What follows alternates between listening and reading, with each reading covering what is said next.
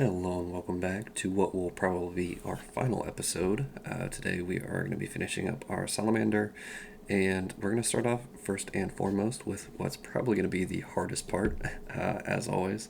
This is our Mephiston Red. We're going to be doing the eyes, and I want to do this first because we're going to be eventually doing another quick little touch-up with our Warpstone Glow, which is our kind of green base color.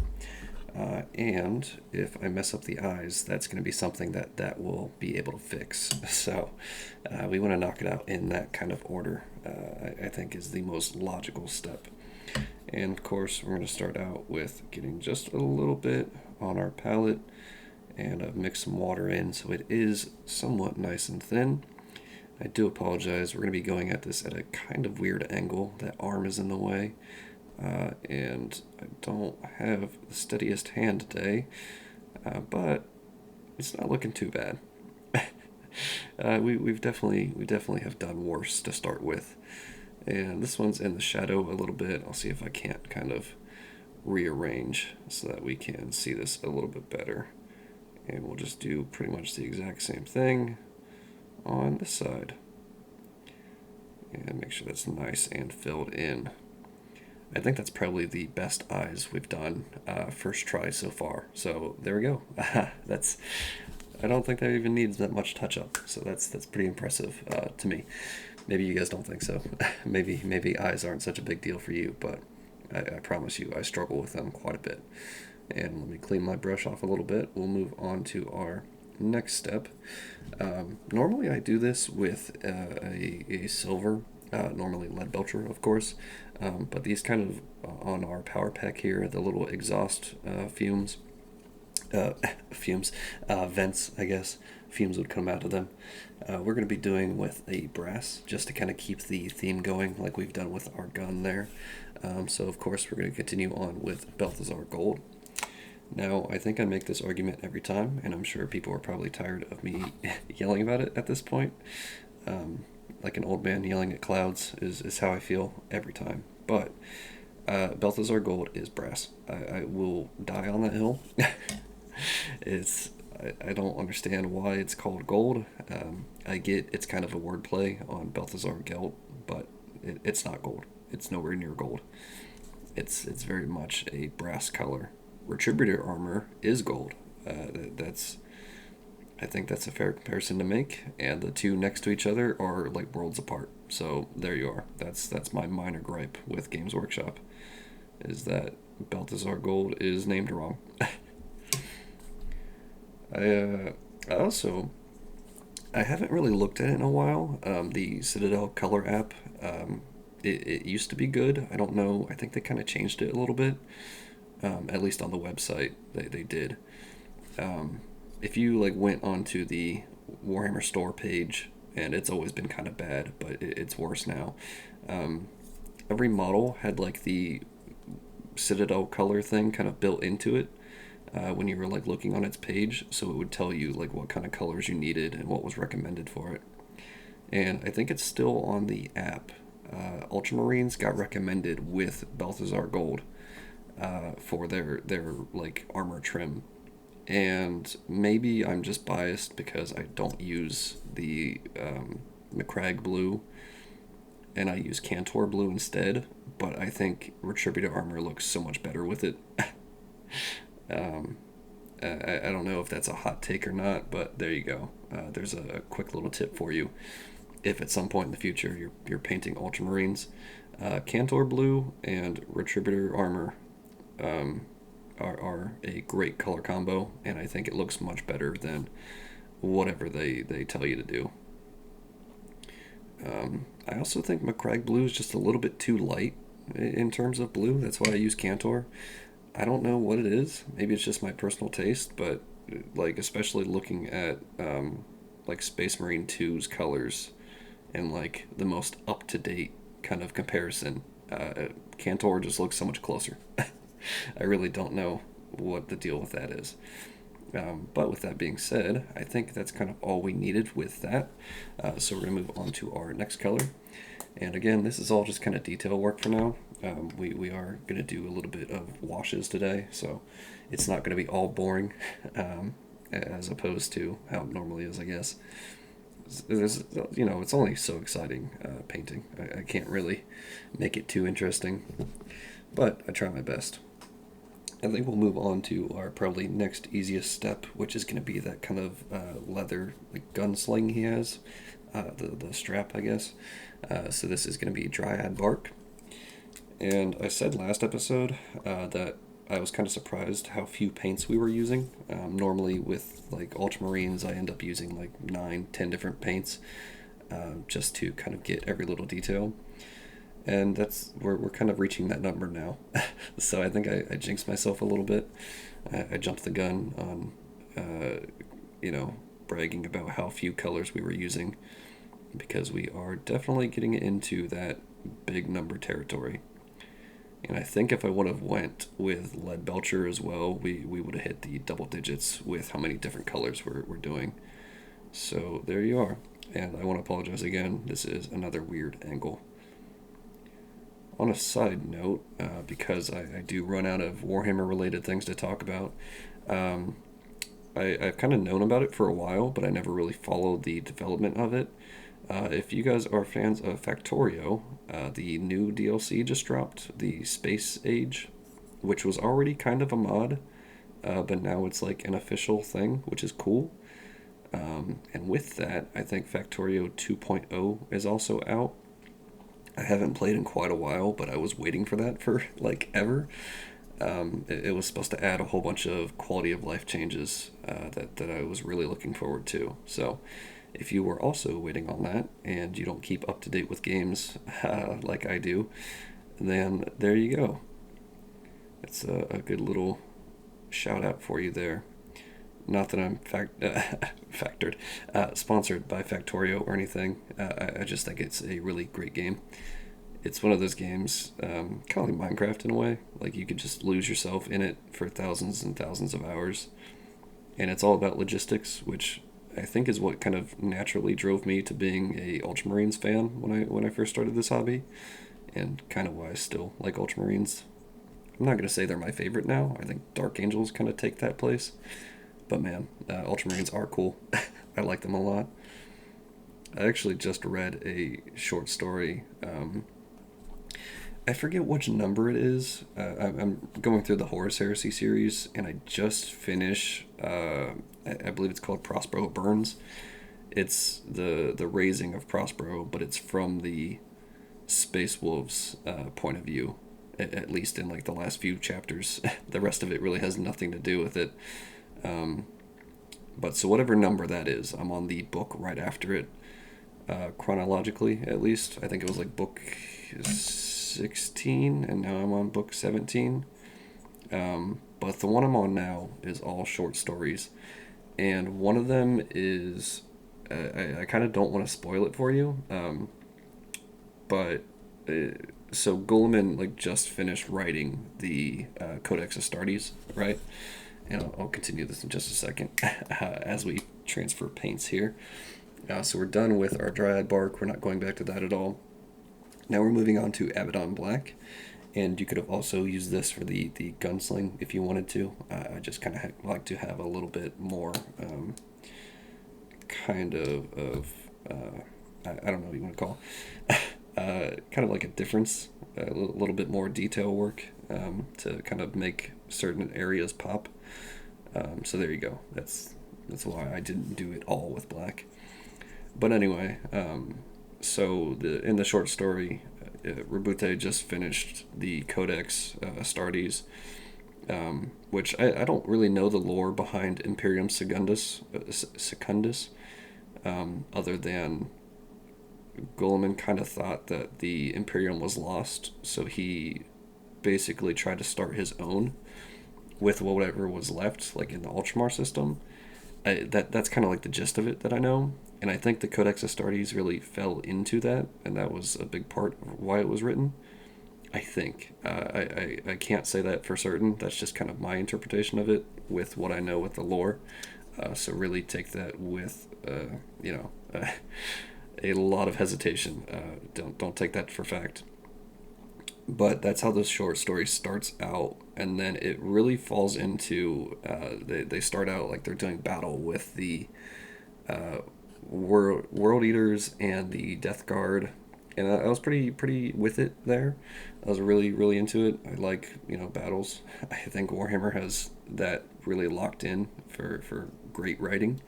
And then in the next little kind of excerpt from it, it's the Ultramarines fighting against the Salamanders, which really threw me off, and so much so to the point I had to go through, and I kind of spoiled it for myself. I had to look it up on Google. I was like, why are they fighting? And if you don't want spoilers about it, just skip ahead like 30 seconds. I'll give you a second to do that.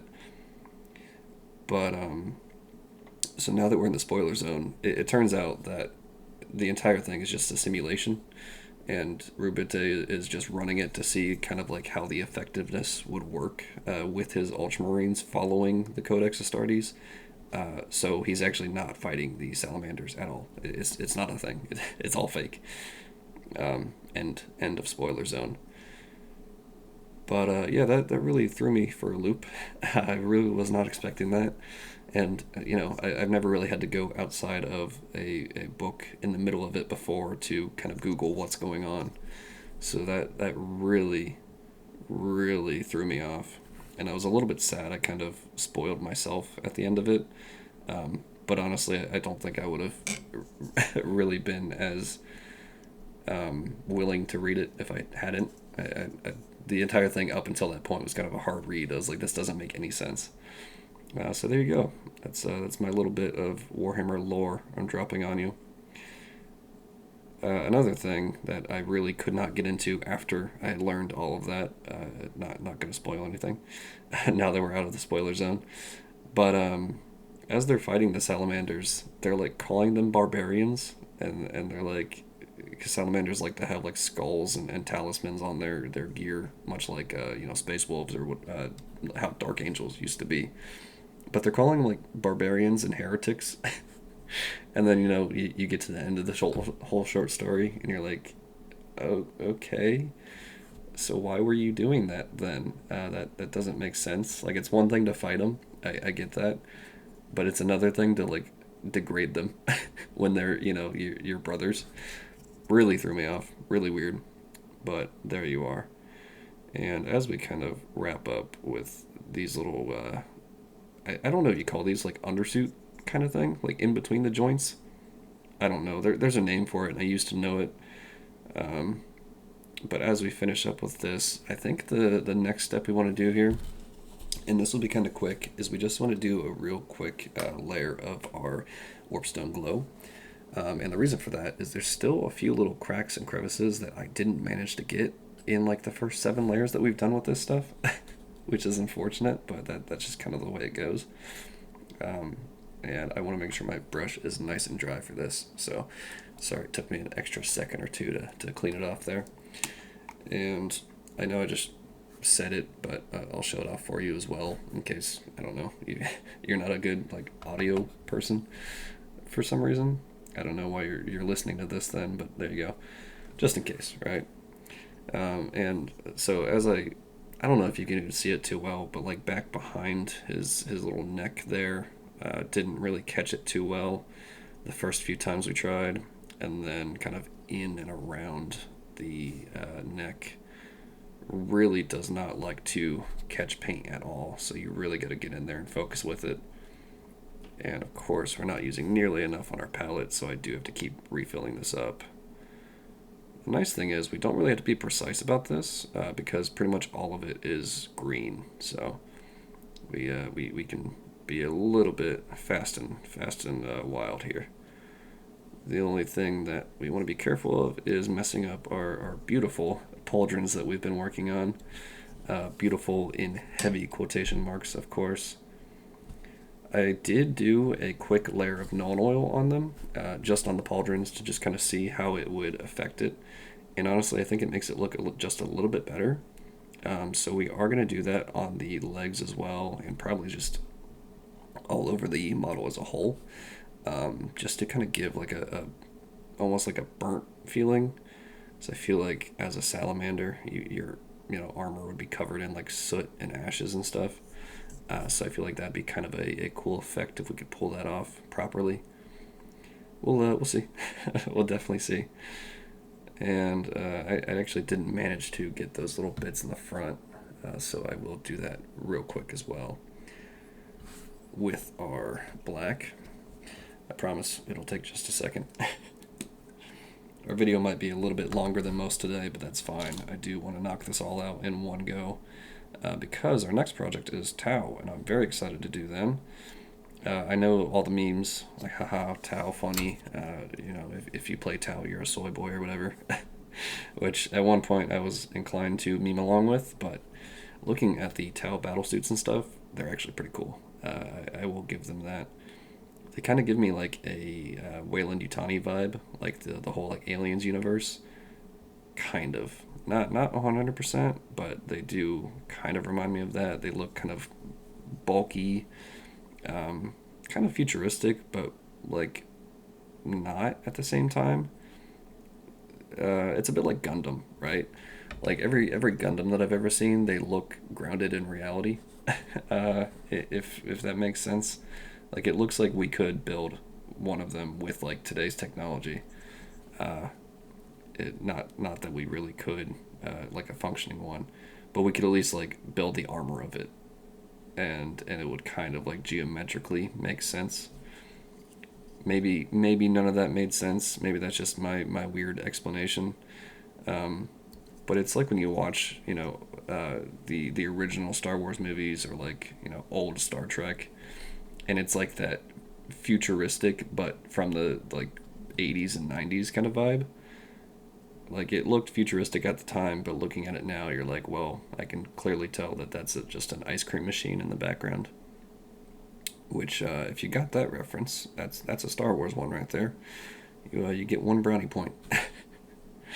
What was an ice cream machine, or was it ice maker? I don't know.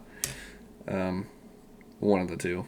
One of the guys on Cloud City had something in the background, and it was literally like one of those two things, which it looked futuristic, so I'll give them credit there. If no one would have ever pointed out to me, I would have never known it was just a kitchen prop.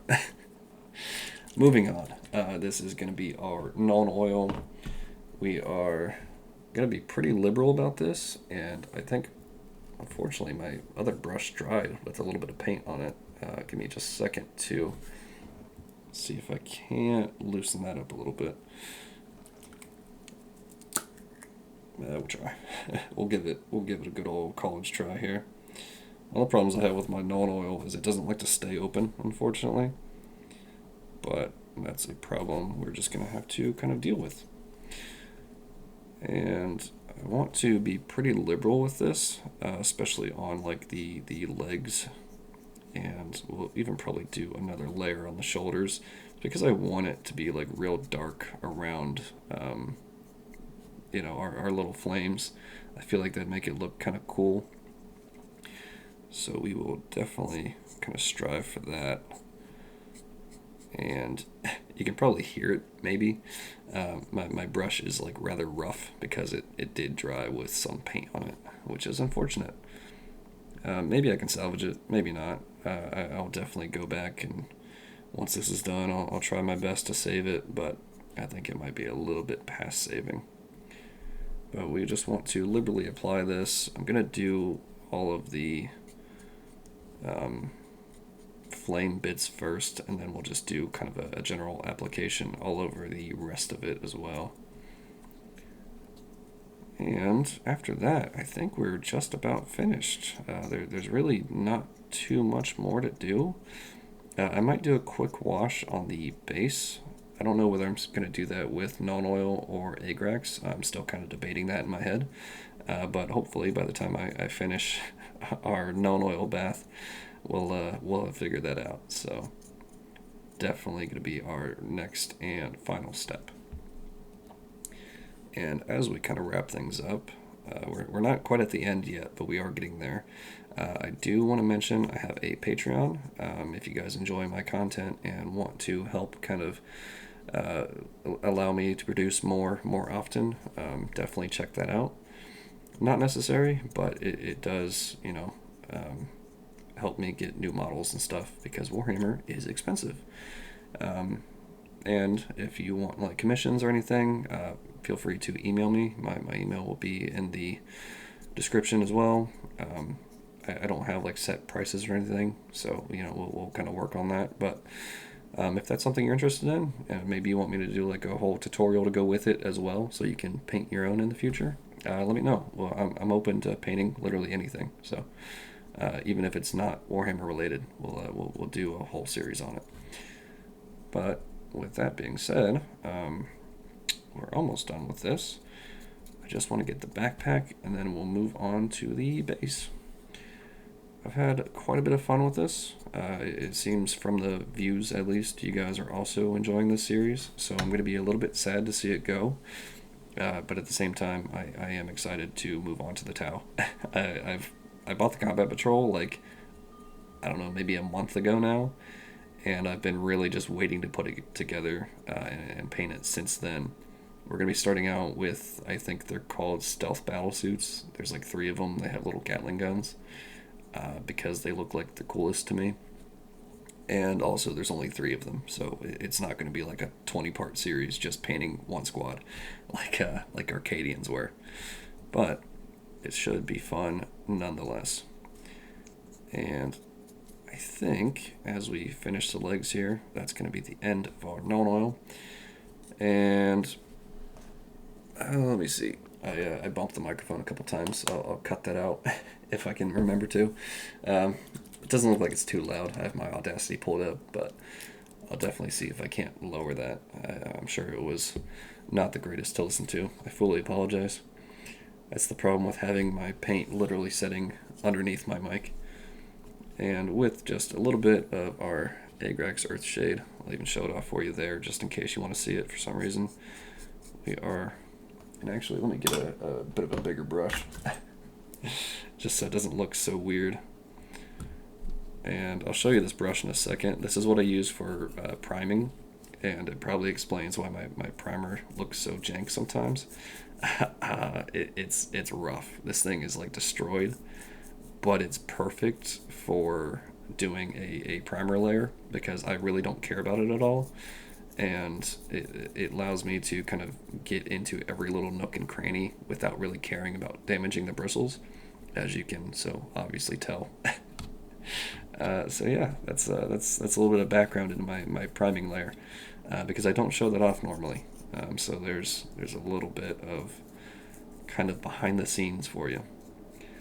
And I just want this sand to kind of look like it's burnt and kind of covered in oil and gasoline, because fighting in a Salamanders war zone, you would have that. I guess technically it's promethium if you want to be like lore relevant. But there you go. And with that, I think that's going to wrap us up. That is our Salamander. Maybe I missed just a little bit here and there, but I think this is probably the most finished I've ever managed to make something. I really strive to get into all those little nooks and crannies if I could. So there you are. If you enjoyed the series, feel free to like, comment, and subscribe. Especially comment, really. Leave your suggestions. Leave what you want to see, whether I could improve on things. Really anything. I love getting feedback. Other than that, I want to thank you guys very much for watching. This has been a great series, and hopefully I will see you in the next one.